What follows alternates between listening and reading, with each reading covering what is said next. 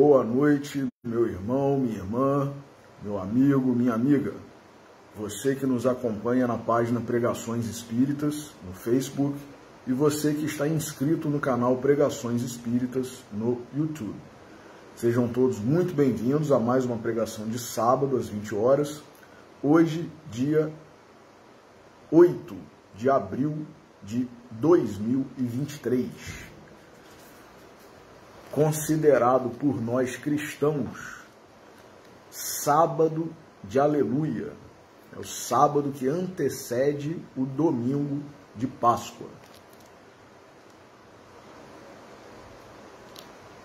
Por isso, nós vamos ler como leitura preparatória do capítulo 27 do Evangelho de Mateus,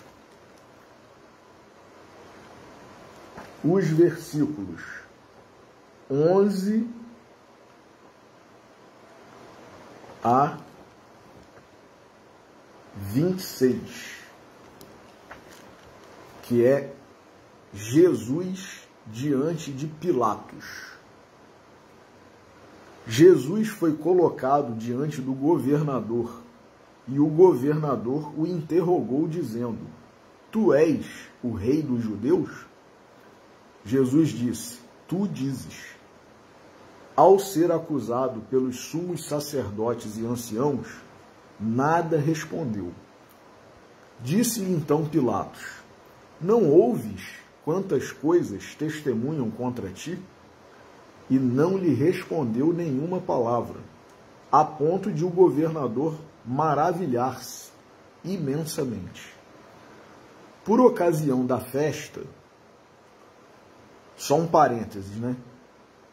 Era costume, já a tradição dos judeus, desde os hebreus, quando foram libertos do cativeiro egípcio, eles deixaram o Egito, a escravidão, juntamente lá com Moisés, né?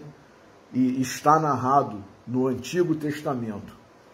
Eles passaram a celebrar, nessa época do ano, que nós cristãos comemoramos e celebramos a Páscoa, os judeus e antes deles os hebreus já comemoravam a Páscoa, a passagem do cativeiro para a liberdade. Então era uma tradição. Mesmo na época de Jesus, acontecia essa tradição de já alguns anos, né, alguns séculos, desde a época de Moisés.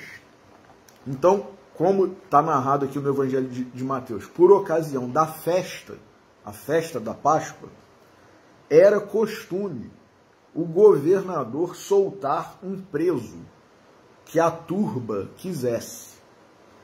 Então tinham um preso notório, chamado Jesus Barrabás. Portanto, enquanto estavam reunidos, disse-lhes Pilatos: Quem quereis que eu vos solte? Jesus Barrabás ou Jesus chamado Cristo? Pois sabia que por inveja o entregaram. Enquanto estava sentado no estrado, sua mulher lhe mandou dizer: Não te envolvas com esse justo, pois muitas coisas sofri hoje em sonho, por causa dele. Os sumos sacerdotes e os anciãos persuadiram as turbas para que pedissem Barrabás e matassem Jesus. Em resposta, disse-lhes o governador: Qual dos dois quereis que eu vos solte? Eles disseram: Barrabás. Diz-lhes Pilatos: Que farei então de Jesus, chamado Cristo? Dizem todos: Seja crucificado. Ele disse: No entanto, que mal ele fez? Eles gritavam ainda mais, dizendo: Seja crucificado. Pilatos, ao ver que nada ajudaria, antes, pelo contrário, gerava tumulto, pegando água, lavou as mãos diante da turba, dizendo: Sou inocente desse sangue. Isso é convosco. Em resposta, todo o povo disse: o sangue dele caia sobre nós e sobre nossos filhos. Então soltou-lhes Barrabás, depois de açoitar Jesus, e entregou-o para ser crucificado. Vamos fazer a nossa oração inicial. Jesus, nosso Mestre, nosso Salvador, nosso Redentor, espíritos, amigos, benfeitores, nossos anjos guardiães, espíritos familiares e simpáticos, todos vós que labutais, que vos sacrificais por nós outros, neste sábado, Senhor, véspera da tua Páscoa, da tua ressurreição, que nós estejamos sintonizados contigo, com os teus emissários, para refletir sobre este momento pungente, grave, mas que tem uma mensagem que talvez seja a mais importante do teu ministério para conosco, Senhor, que é a mensagem da vida eterna, a mensagem da sobrevivência, a mensagem da vitória da vida sobre a morte. E por isso, por mais esta bênção, por mais esta oportunidade, antecipadamente gratos, pedimos permissão para iniciar a pregação de hoje. Que assim seja.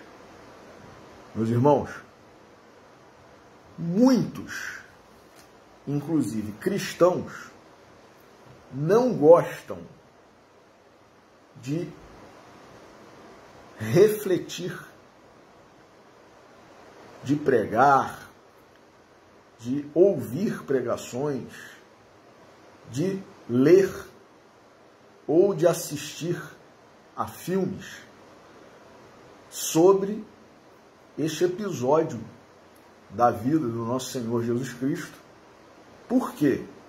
Porque acham que é pesado demais, é pungente, é grave, faz com que nós nos sintamos culpados, com a consciência pesada, e muitos, inclusive, que não são cristãos, chegam mesmo a dizer que não entendem ou não concordam com a essência, um dos pontos principais do cristianismo, por ser essa questão da culpa, né, da nossa relação com a culpa, com a responsabilidade, que, na verdade, eles não veem sentido, né, os não cristãos e alguns cristãos mais moderninhos, mais liberais, mais relativistas,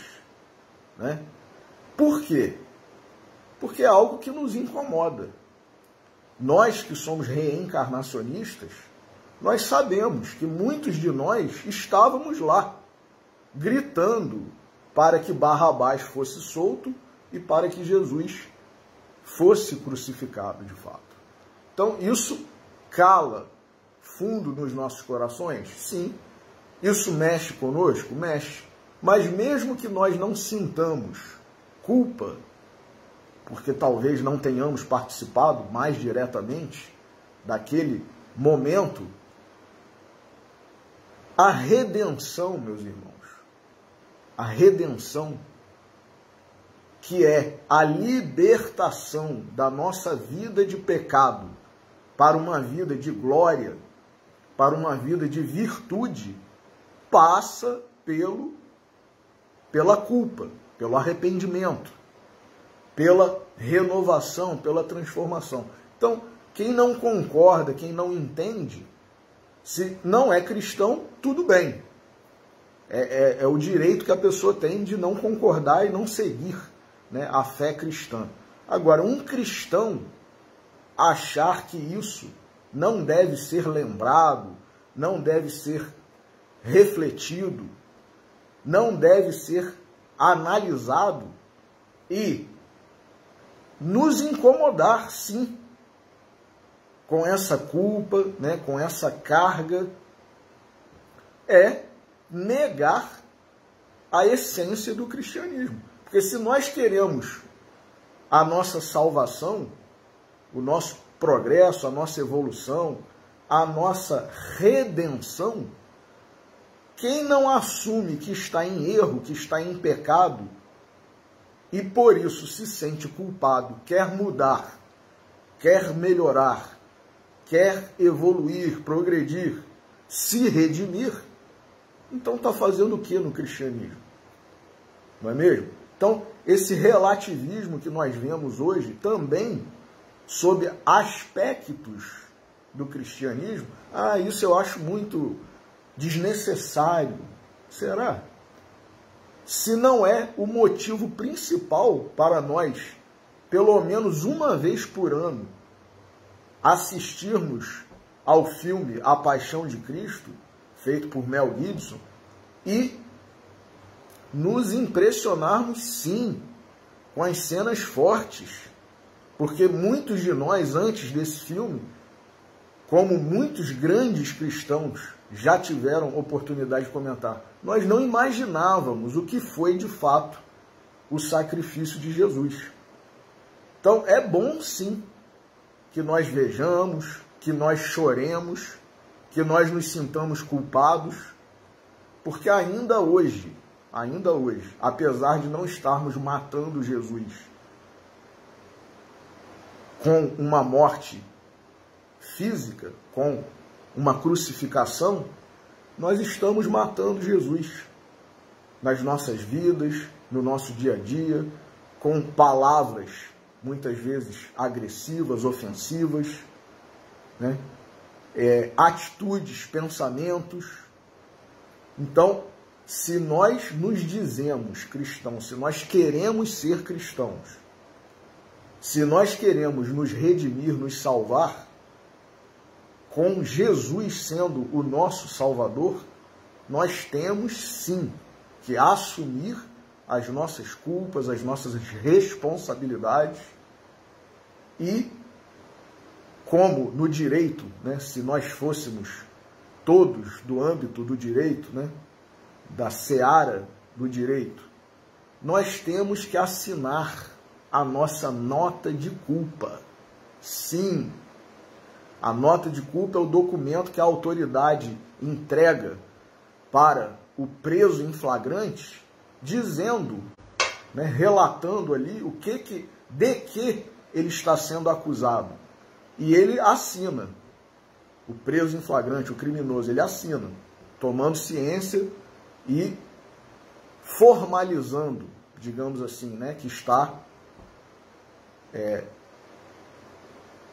recebendo, né, a informação, né, do que se trata, para depois não dizer que eu não sei de que estou sendo acusado. Então, nós cristãos, nós temos que encarar essa nota de culpa e assinarmos.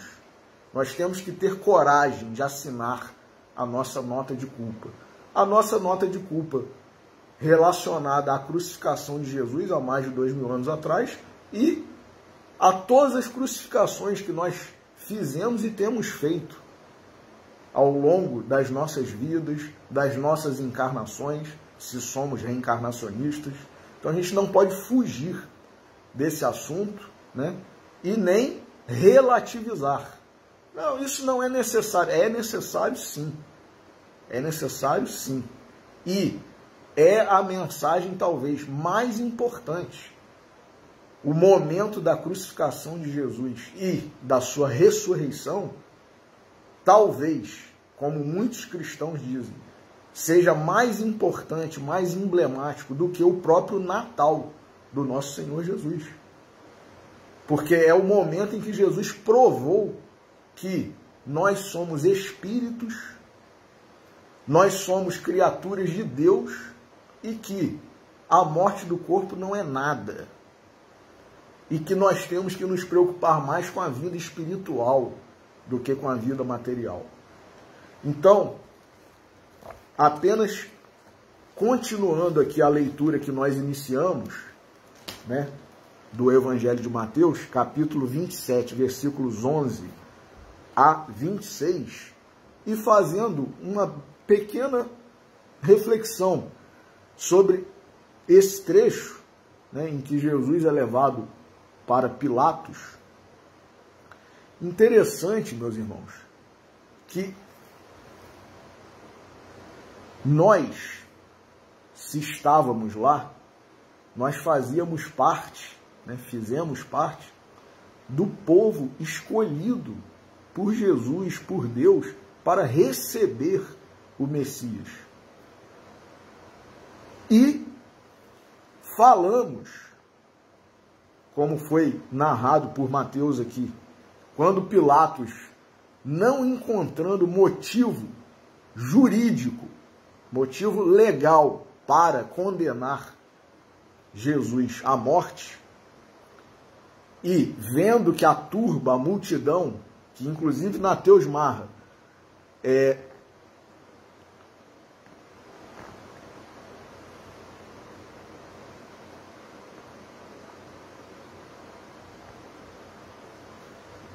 os sumos sacerdotes e os anciãos persuadiram as turbas para que pedissem Barrabás e matassem Jesus.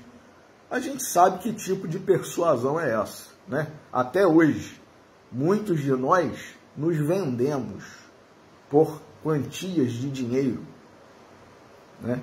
Alguns por quantias mais altas, outros por quantias mais baixas, e alguns nem sequer por dinheiro, mas por favores, por algo que lhes seja interessante, né? Muitas vezes por prestígio, por poder, por destaque, por fama. Persuadiram. Então, quer dizer, a gente muda de opinião.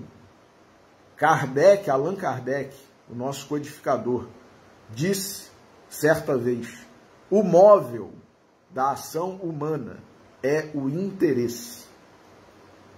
A gente muda de opinião por interesse, né? Quantas coisas nós temos visto aí na política, por exemplo, candidatos, né, políticos que estavam há não sei quantos anos filiados a um determinado partido, mudam, porque acham que agora é mais interessante fazer parte do partido tal, né? Mudam de lado, inclusive, eram apoiadores de um determinado candidato, de um determinado político, e passam a ser os antagonistas, os adversários, os opositores. Então, quer dizer, é o meu interesse que eu estou levando em conta. Eu não estou levando em conta a população do município, do estado, do país. Eu não estou levando em conta os princípios, né, políticos, ideais, nada. Eu estou levando em conta o que é melhor para mim.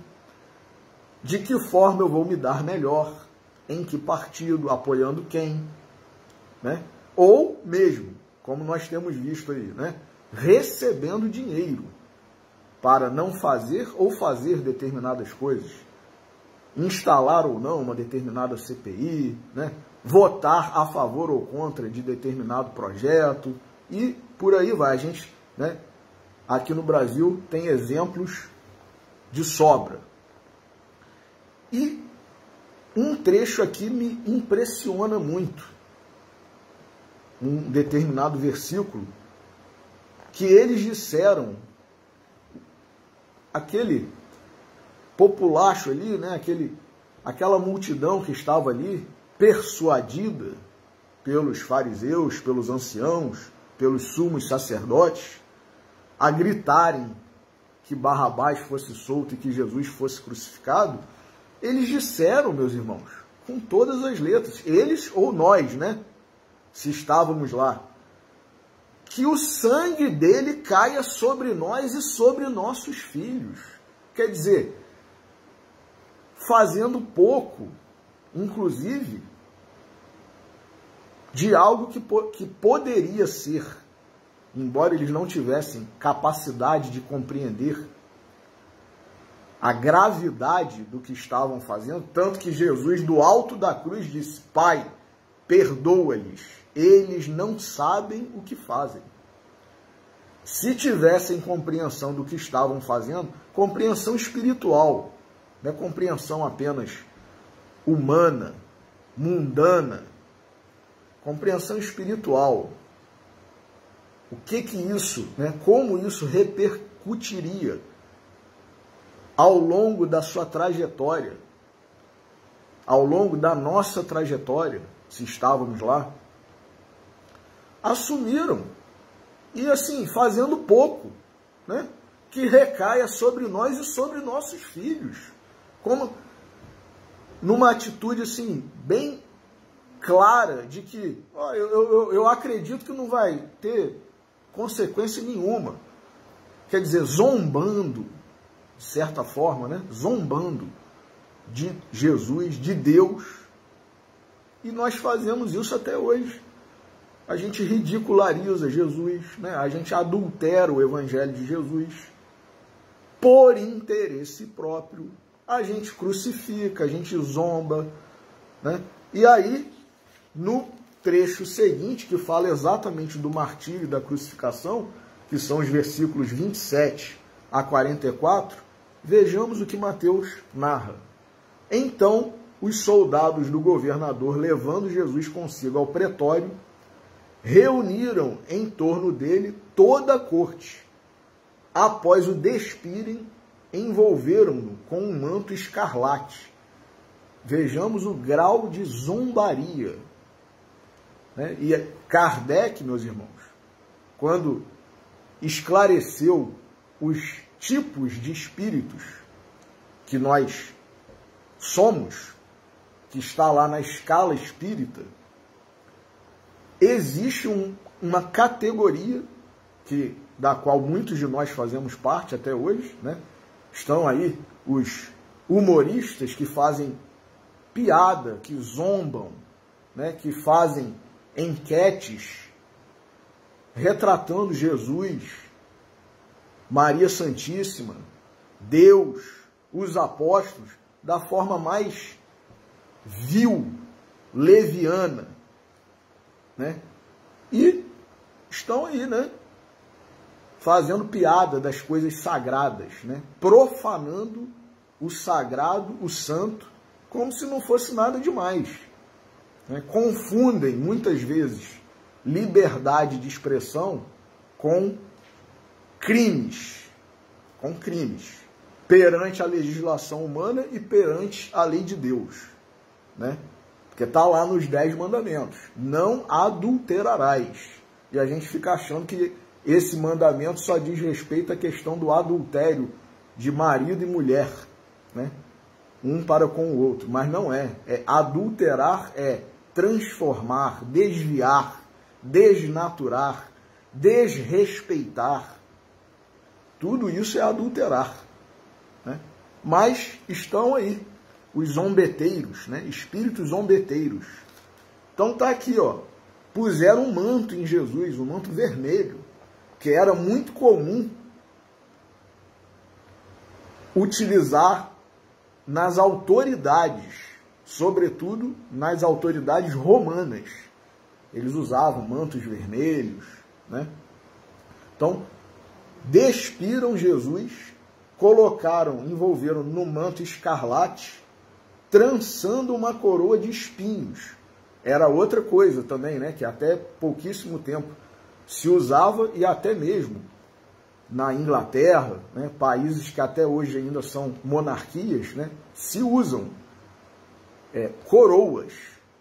Então, quem usava ou usa coroa? Reis e rainhas. Então, zombando de Jesus, porque muitos, ficou conhecida a expressão, o apelido, digamos assim, que Jesus recebeu entre os judeus de Rei dos Judeus. Por quê? Porque isso já estava previsto nas Escrituras. No Antigo Testamento, os profetas já haviam falado sobre isso. Tanto que quando Pilatos interroga Jesus, a primeira coisa que ele pergunta é: tu és o rei dos judeus? Jesus respondeu: tu o dizes. Tu o dizes. Então, os soldados, zombando de Jesus, colocaram um manto vermelho, como significando que ele fosse de fato uma autoridade, embora ele tenha dito: meu reino não é deste mundo. E até hoje a gente está sem entender isso, né? Judas se equivocou, por quê? Porque achou que o reino de Jesus era desse mundo. Era um reino político, né? Era uma revolução política. E tem gente até hoje achando que o caminho é pela revolução política. Caminho para resolver os problemas da humanidade, né?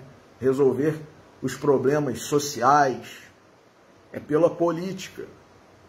E querendo também trazer Jesus para a política, né? Então, adaptar Jesus, né, à política do mundo. Então, após o despirem, envolveram-no com um manto escarlate, trançando uma coroa de espinhos. Puseram-na em sua cabeça e um caniço em sua mão direita, quer dizer, um pedaço de cana, zombando, né? Porque geralmente os reis têm cetros. Jesus recebeu um pedaço de cana. Ajoelhando-se diante dele, o ridicularizaram, dizendo: salve, rei dos judeus. Quer dizer, zombaria, escárnio, falta de respeito total. Hoje, né, fala-se muito em direitos humanos.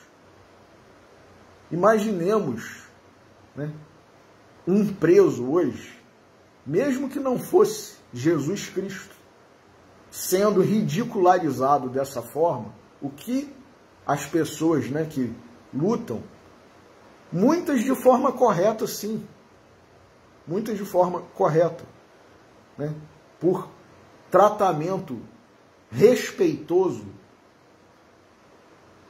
dentro da lei para com o preso, o presidiário, né, o criminoso, mas aqui nós vemos, né, não um criminoso comum, mas o Salvador da humanidade, o Redentor, o nosso Cristo, o nosso Messias, sendo ridicularizado, né?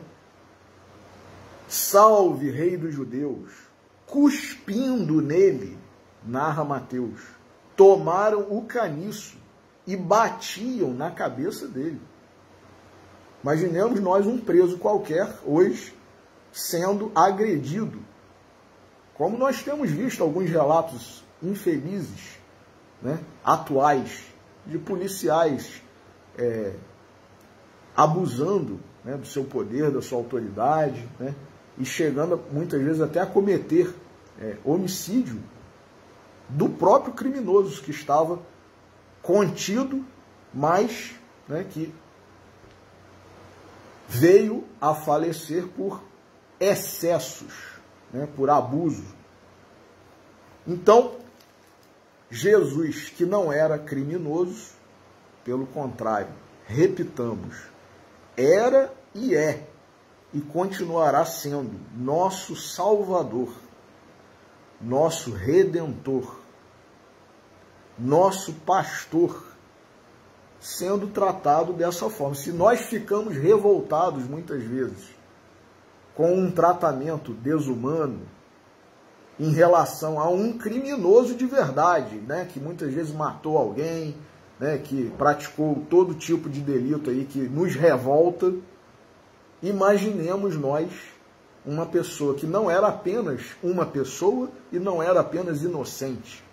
Era, é e sempre será o nosso Salvador, sendo tratado dessa forma.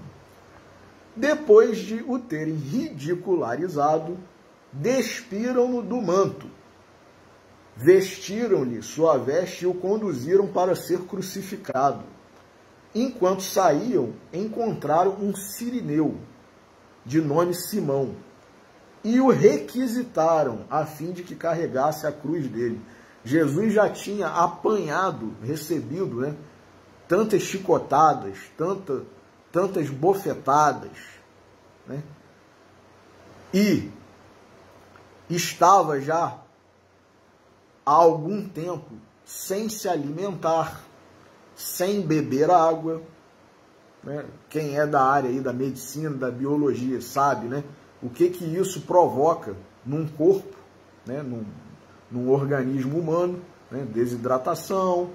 E eu lembro daquela atleta que numa Olimpíada, que se eu não me recordo se foi de 84, ou eu acredito que tenha sido de 84, ela, ao final da prova de corrida de não sei quantos metros, ela estava num estado tal, o seu corpo, que ela não conseguiu correr mais antes de chegar, né, à linha de chegada, né, de final de percurso. De tal a condição, né, tamanha, e depois os médicos, né, com os exames e tal, constataram que o grau de desidratação em que ela se encontrava era tão grande que ela ficou naquele estado, né? Eu até cheguei a pensar que pudesse ser uma hipoglicemia, né, ou pressão baixa, né, mas não. Dizem que era desidratação. Então Jesus já estava, né, desde a quinta-feira à noite, quando ele foi preso, provavelmente sem beber água, sem comer, e ainda por cima havia perdido muito sangue. Quem viu o filme de Mel Gibson, A Paixão de Cristo, pôde ter mais ou menos uma noção do que de fato deve ter acontecido com Jesus, né? Então, imaginemos nós, né, quando a gente vai doar sangue, geralmente o hospital, né, o hemocentro, oferece um lanche, né, um lanchinho, alimento, porque perdendo sangue, né, mesmo que seja através de uma doação, o nosso corpo se ressente, né? Então a gente tem que ingerir alimento, né, sais minerais, e eu não vou falar exatamente da forma correta, porque eu não sou médico, não sou biólogo, mas a gente sabe que a gente tem que repor, né? Então imaginemos Jesus, meus irmãos, como que não estava, né? E ainda por cima, com uma cruz pesadíssima, carregando nesse estado corpóreo, né, de desidratação, de desnutrição, né, de fraqueza, carregando uma cruz. Ele havia caído, inclusive, por algumas vezes já, né? E numa dessas vezes, inclusive, a mulher chamada Verônica, que depois, inclusive, virou a Santa Verônica, né, enxuga o rosto de Jesus com um pano que acredita-se, né, seja o Santo Sudário, né, que ficou com a imagem registrada em sangue do rosto de Jesus, né? Então, surgiu esse cidadão, né, que era de Cirene, uma localidade próxima dali, e chamado Simão. E ele, inclusive, não estava nem participando da algazarra toda, da zombaria, nada. Ele estava indo para casa. E ele foi nomeado, né? Ele foi destinado a ajudar Jesus. Inclusive, dizem alguns relatos, alguns filmes, né, retratam que ele hesitou, inclusive, ele tentou se esquivar disso, mas ele foi obrigado pelos soldados, né? E o requisitaram, como diz Mateus aqui, a fim de que carregasse a cruz dele, ajudasse Jesus, né? Porque Jesus estava muito fraco. Chegando ao lugar chamado Gólgota, que significa lugar da caveira ou lugar do crânio, deram-lhe para beber vinho misturado com fel. Ao provar, ele não quis beber. Jesus não bebeu, né, aquele vinho com fel. Depois de o crucificarem, repartiram as suas vestes, lançando a sorte. Meus irmãos, a chacota, o desrespeito, a profanação foram de tal monta que eles pegaram as vestes de Jesus como se fosse troféu. Como se fosse troféu. Disputando entre si. Repartiram as suas vestes, lançando a sorte. Quem vai ficar com qual parte aqui das vestes desse que é chamado Rei dos Judeus, né? E assentados ali, o guardavam. Por cima da sua cabeça, colocaram a sua acusação. Olha aí, a nota de culpa que não deram a Jesus, colocaram acima da cabeça de Jesus já crucificado. E estava escrito: este é Jesus, o Rei dos Judeus, que a gente comumente vê até hoje, né? Nos crucifixos, uma plaquinha, né? INRI, que é Jesus de Nazaré, Rei dos Judeus, né? Então, eram crucificados com ele 2 assaltantes, um à direita, outro à esquerda. Os transeuntes o insultavam, mesmo depois de crucificado. Já as pessoas que passavam, que estavam ali, ainda continuaram, né? Os transeuntes o insultavam, meneando suas cabeças e dizendo: ó tu que destróis o santuário, edificando-o em 3 dias, salva a ti mesmo. Porque Jesus tinha dito, né? Destruirão este templo e em 3 dias eu o reconstruirei. E alguns não entenderam, falaram, inclusive, como é que pode, né? Levou-se uma geração para ser construído este templo, e tu dizes que em 3 dias o reconstruirá? Quer dizer, ninguém entendeu nada. E mesmo assim, contestavam, né, Jesus, menosprezavam Jesus. Então, as pessoas estavam dizendo: ó tu que destróis o santuário, edificando-o em 3 dias, salva a ti mesmo. Se és o Filho de Deus, desce da cruz. De forma semelhante, os sumos sacerdotes com os escribas e anciãos, zombando, diziam: salvou outros, a si mesmo não pode salvar. É Rei de Israel, desça agora da cruz e creremos nele. Quer dizer, duvidando da autoridade moral, da autoridade espiritual, da missão de Jesus. Querendo sinais. Até hoje, muitos de nós, né, meus irmãos, queremos sinais, até hoje. Ah, se isso assim, assim acontecer, eu vou passar a crer. Se isso assim, assim acontecer, eu vou passar a fazer isso, ou a deixar de fazer aquilo, né? A gente pede sinais do alto, passados mais de 2000 anos. É Rei de Israel, desça agora da cruz e creremos nele. Confiou em Deus. Se Deus quiser, que o livre agora, pois disse: sou filho de Deus. Do mesmo modo, também os assaltantes que foram crucificados com ele o injuriavam. E aí, desde a hora 6ª até a hora 9ª, houve treva, continuando a narrativa de Mateus. Houve treva sobre toda a terra. Por volta da hora 9, bradou Jesus em alta voz, dizendo: Eli, Eli, lema sabachthani. Isto é, meu Deus, por que me abandonaste? Alguns dos que estavam de pé ali ouvindo isso diziam: ele chama Elias. Mais uma vez, não entendendo Jesus. E logo um deles, correndo, tomando uma esponja, encheu-a de vinagre, colocando-a em volta de um caniço, mais uma vez um pedaço de cana, dava-lhe para beber. Os restantes diziam: deixa, vejamos se Elias vem salvá-lo.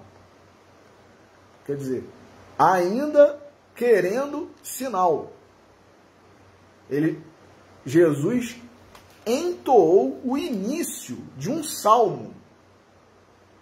Ninguém entendeu, porque, como nós outros hoje, muitos de nós somos cristãos e não sabemos nada de cristianismo, de Bíblia, de Antigo e de Novo Testamento. Muitos de nós somos espíritos, não sabemos nada de doutrina espírita, não lemos, não estudamos e queremos atualizar, alterar, lançar edições novas, né, de determinados livros e determinados textos, traduções novas.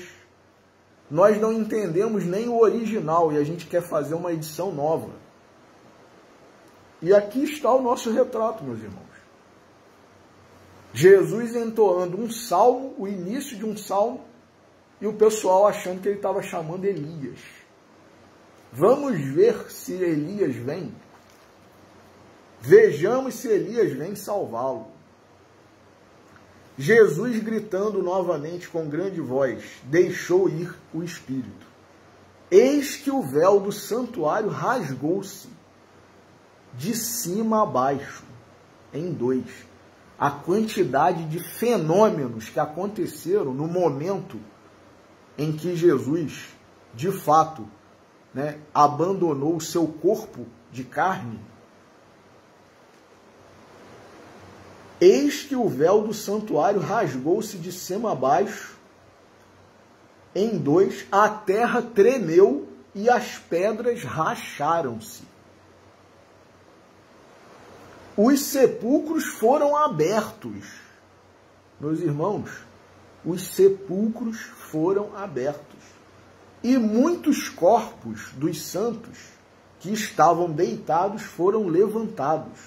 E saindo dos sepulcros após o erguimento dele, entraram na cidade santa e se manifestaram a muitos.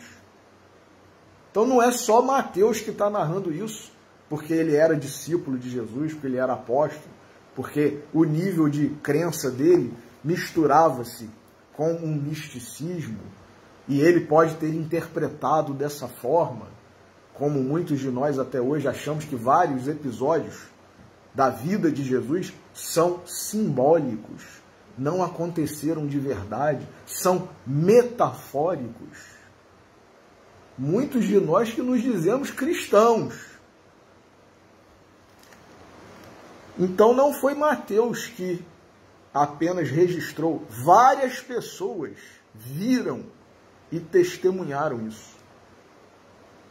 O centurião e os que com ele guardavam Jesus, vendo o terremoto e as coisas que ocorriam, tiveram muito medo. Está aqui narrado em Mateus. E diziam, olha aí eles interpretaram como um sinal. Verdadeiramente, este era o Filho de Deus.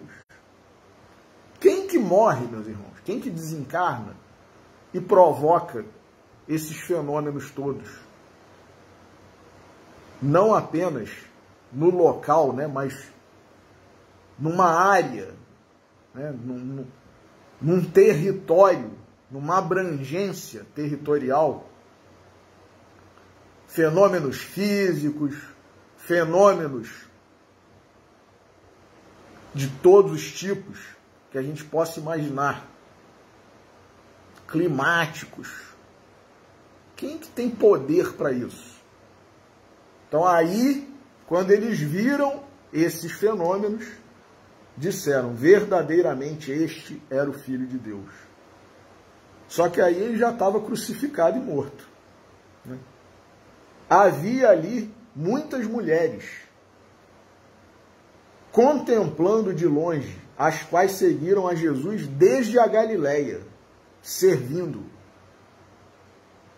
Entre elas estavam Maria Madalena, Maria, mãe de Tiago e de José, e a mãe dos filhos de Zebedeu. E lógico, Maria Santíssima, a mãe de Jesus, né?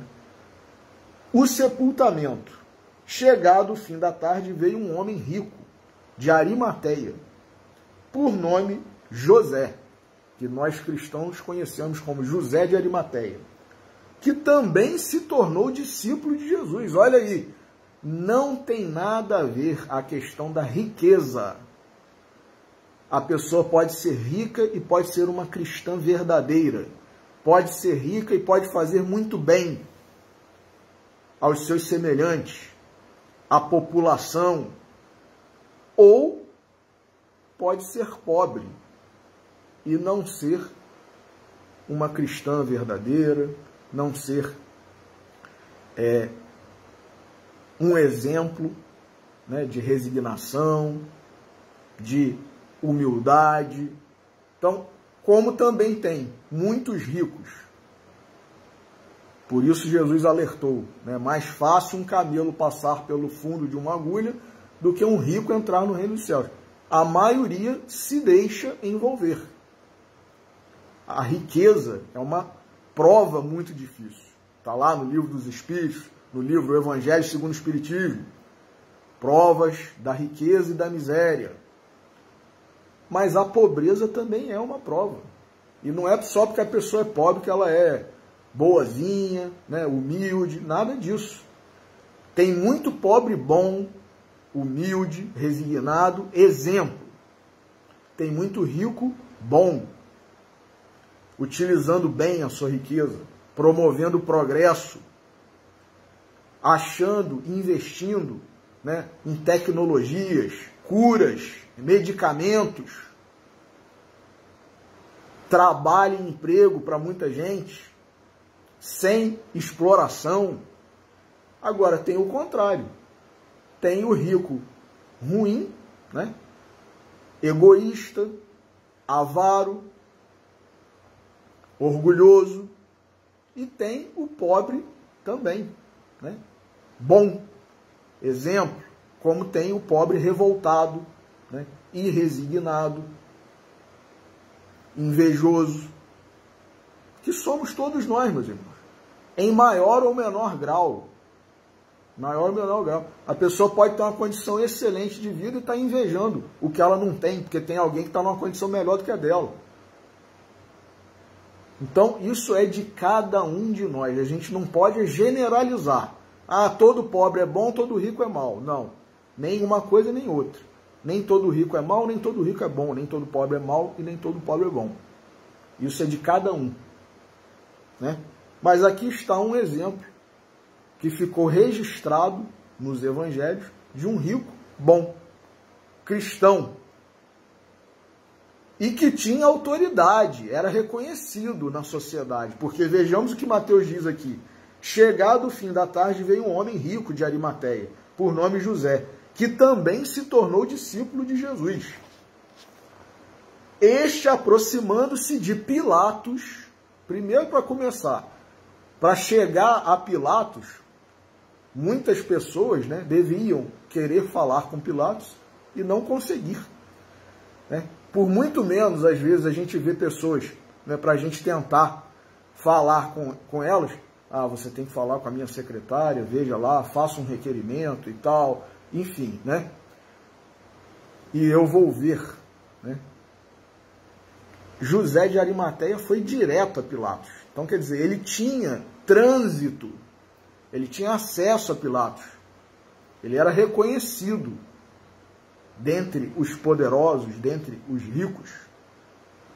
Este, aproximando-se de Pilatos, pediu o corpo de Jesus. Então Pilatos mandou que lhe fosse entregue. E José, tomando o corpo, envolveu num lençol de linho fino, limpo. Olha aí o respeito de uma pessoa rica, envolvida muitas vezes, né, com as questões aí do dinheiro, da riqueza e tal, mas com um sentimento, com um respeito, com uma devoção, com uma fé que muitas vezes nós não temos, né?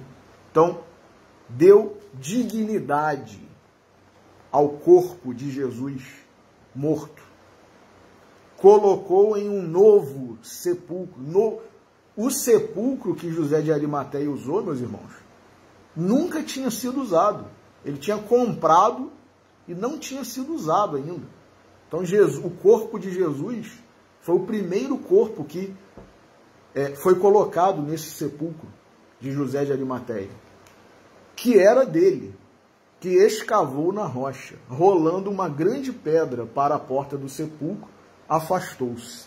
Quer dizer, ele deu toda a dignidade, cumpriu, né, os ritos todos, as formalidades, envolveu num pano de linho fino, colocou num sepulcro, colocou uma pedra para não deixar aberto, né, e todo mundo ter acesso. E estavam ali Maria Madalena e a outra Maria sentadas diante do sepulcro. No dia seguinte, que é o dia depois da preparação, os sumos sacerdotes e os fariseus se reuniram com Pilatos, dizendo: Senhor, fomos lembrados de que aquele enganador, olha aí, se referindo a Jesus, ainda vivo, quando vivo, disse: depois de 3 dias ressuscito.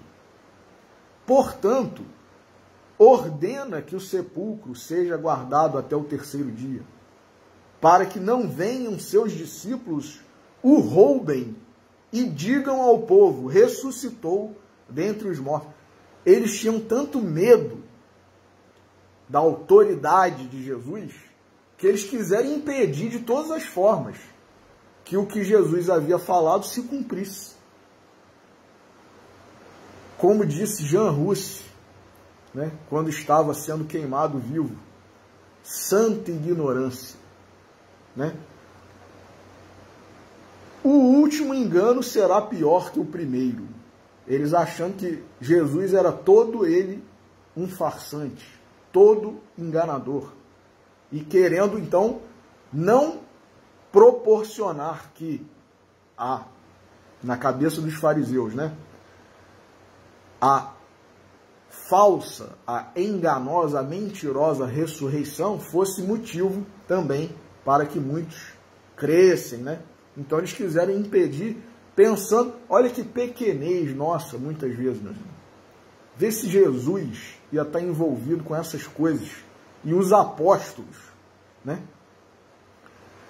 Os sacerdotes, os fariseus, eles acharam que os apóstolos, os discípulos, poderiam roubar o corpo de Jesus de madrugada e depois apresentar em algum lugar, dizendo: aqui, ó, ressuscitou. Que, como disse Jean Rus, que santa ignorância, né? O último engano será pior que o primeiro. Disse-lhes Pilatos: tendes uma guarda. Quer dizer, Pilatos autorizou. Ide, guardai-o como sabeis fazê-lo. Indo, guardaram o sepulcro, selando a pedra com a guarda. E aí, de manhã cedinho, de madrugada ainda, Madalena vai lá e a pedra está removida. Ela entra e não vê o corpo de Jesus, volta, vê um homem que ela confundiu com um jardineiro. E pergunta, né, meio assustada, meio impressionada, meio preocupada, né, sabes, né, o que fizeram do meu Senhor? Aí, esse homem que ela confundiu com um jardineiro fala para ela: Maria. E ela fala então, pelo timbre da voz que ela reconheceu, ela reconhece né, Jesus e fala, Rabone, né, meu mestre. E Jesus desaparece. Ela reconhece, mas Jesus desaparece. E ela corre para informar aos apóstolos, aos discípulos, que Jesus havia de fato ressuscitado. Mas como havia um preconceito em relação a Madalena, porque ela era aquela pecadora que tinha sido possuída por 7 demônios, mulher, né, na época de Jesus, lá naquela região, naquela comunidade, já sofria um preconceito se não tivesse feito nada de errado, sendo pecadora, que a gente não sabe que tipo de pecado ela cometeu, mas possuída por 7 demônios. Imaginemos nós o que não era o preconceito que ela sofria e continuou sofrendo, apesar de Jesus ter libertado ela, né? Ela conseguiu a salvação de fato, né? Saiu do pecado para a virtude, para a glória. Mas ninguém acreditou. E João e Pedro correram lá para ver. De fato, ele não estava lá. Viram apenas 2 anjos guardando o local exato onde o corpo havia sido colocado. E voltaram, ficaram com medo, se trancaram. E Jesus apareceu dentro do recinto onde eles estavam e se revelou diante de todos, né? E aí acontece, inclusive, aquele episódio lá de Tomé, né, que mesmo vendo não acreditou, e Jesus falou, toque aqui, Tomé, nas minhas chagas, nas minhas mãos, toque aqui na ferida aqui né, da minha lateral, aqui, onde a lança foi transpassada, né? E aquela maravilha toda que nós sabemos que durante 40 dias Jesus ficou entre nós aqui, ressuscitado. E para terminar, meus irmãos, olha, nós havíamos separado uma coletânea de textos, que eu vou depois escrever a indicação, né, da obra de Emmanuel, né, os livros Caminho, Verdade e Vida, Pão Nosso, Vinha de Luz, Fonte Viva, cada um mais maravilhoso do que o outro, mas infelizmente não dá para a gente ler todos. Então, por exemplo, ó, no Caminho, eu vou anotar na hora de postar no YouTube, né, e fazer a repostagem no próprio Facebook, eu vou anotar todos, né, como indicação de leituras aí complementares, né. Então tem no Caminho, Verdade e Vida A Coroa, análise fantástica de Emmanuel, né, sobre o que é a coroa, né, para nós e a coroa para Jesus. No livro Fonte Viva, por exemplo, tem Na Cruz, Solidão, o que é, né, a solidão que Jesus experimentou e que nós temos que experimentar também. Tem no livro Pão Nosso, Cruz e Disciplina, o mundo e a crença, o mundo e a crença.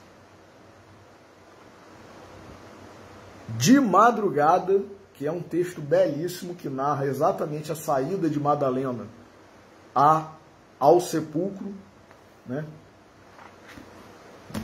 E no Vinha de Luz, crises e também que fazemos do Mestre? O que nós temos feito de Jesus nas nossas vidas? Mas, embora, né, a Páscoa envolva um dia muito triste, que é o dia da Sexta-feira da Paixão, que nos marca e com razão deve nos marcar, o principal desse período, meus irmãos, é o domingo, onde Jesus ressuscitou e provou que o Espírito, nós somos Espírito, o Espírito sobrevive à morte do corpo, e que existe uma vida muito melhor que nos aguarda se nós formos corretos, se nós abandonarmos o pecado, né, e se nós nos redimirmos.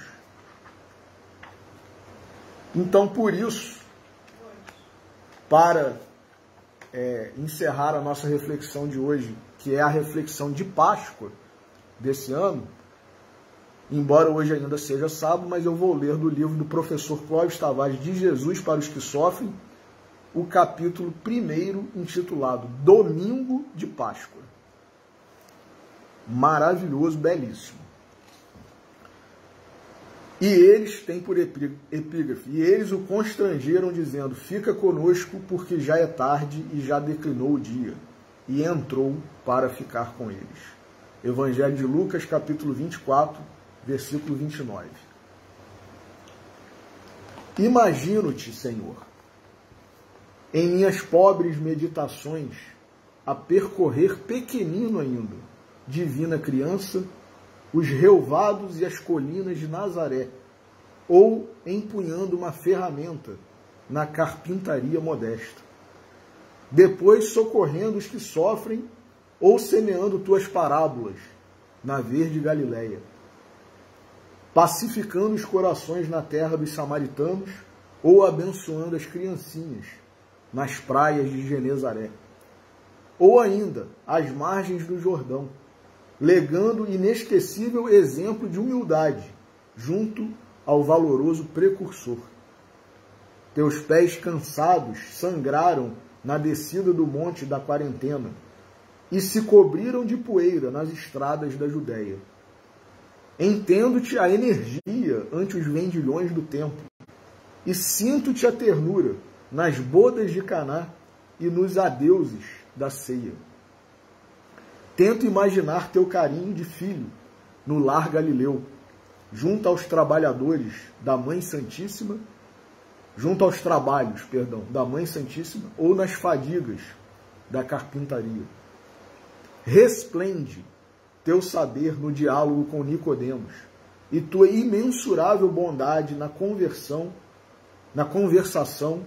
com a singela samaritana. É doce recordar-te, mestre incomparável, a instruir os 12 nos serões de Cafarnaum, mas é ofuscante imaginar-te na glória do Tabor. Procuro mais e mais, e é tão difícil, Senhor, ouvir-te no sermão da montanha. Comove ver-te acolhendo o desprezado Zaqueu e a sofredora Maria de Magdala, ou sustentando o afetuoso Simão Pedro, a quem deste as chaves do reino. És sempre a figura excelsa da história, o amigo incondicional dos caídos e angustiados, o coração compassivo, nosso maior apoio na vida. 2000 anos passaram, meu Rabi, nos turbilhões da evolução humana. A crueldade dos fariseus, a dubiedade de Pilatos, as flagelações do pretório, o carrascal do Calvário, a indiferença dos orgulhosos e a incompreensão dos mais amados já não te atingem, Senhor. Voltaste à glória do teu reino naquele luminoso domingo da ressurreição e te tornaste nossa Páscoa, nossa passagem, nossa ponte para Deus. Não consigo figurar a magnificência espiritual do teu infinito império, flamejante de amor e de paz, mas sei que caminhas conosco todos os dias, até a consumação dos tempos. Sabemos todos nós que assim é, que estás ao nosso lado qual divino amigo, inseparável companheiro na grande viagem. Das profundezas de nosso exílio terreno, neste domingo de Páscoa, em que testemunhaste para todos os séculos a certeza da imortalidade, permite-nos a todos repetir-te, com ternura e com fé, as palavras dos teus 2 discípulos de Emaús. Já anoitece, já é tarde. Fica conosco, Senhor. Fica a nossa reflexão, meus irmãos, sobre a Páscoa do nosso Senhor Jesus Cristo. Que nós honremos tudo o que Jesus foi, é e continuará sendo. E que, principalmente, nós honremos esse momento, né, que foi o sacrifício, a doação da sua própria vida, para que nós nos salvássemos. E nós estamos aqui até hoje, né, fazendo pouco, zombando, desprezando tudo que Jesus foi e é e continuará sendo para nós. Então, pedimos que Deus permita que nós encerremos a nossa reflexão e que nós tenhamos um final de sábado, um domingo e uma semana de muito trabalho e assunção, né, de culpas e responsabilidades para que nós possamos nos transformar e nos redimir. Uma boa noite a todos e muito obrigado pela audiência. Que Deus nos abençoe.